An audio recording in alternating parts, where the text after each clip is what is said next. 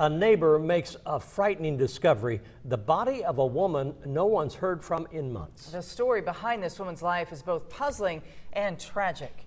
News 10's John Swanner joins us now live in the newsroom with more on this story. John, what can you tell us? Well, Mark and Patrice, it's sad enough that this woman lost her life and was discovered this way, but it's the circumstances in her life leading up to her death that make her story even more tragic.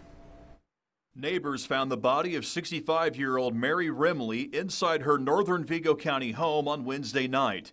Neighbors and friends had not heard from Mary in some time. Through the coroner's office and through last contact by any neighbor or relative, it appears as though that she may have been deceased up to 6 months. According to the police report, Rimley was wearing winter clothing and boots. She was also lying in a makeshift bed underneath her front window.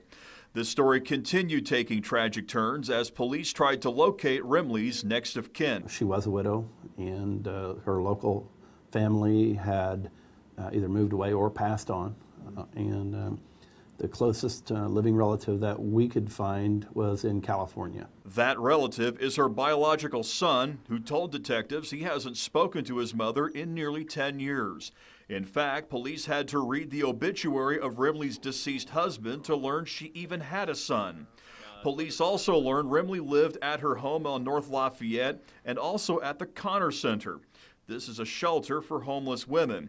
That's where Rimley's story takes an unusual turn. In our investigation, we have determined that she had considerable assets. So it is an unusual case that someone with those type of resources is living in a homeless shelter. Vigo County Coroner Dr. Susan Amos told me that Mary died of natural causes, and right now the coroner's office is trying to pin down a more exact time of her death.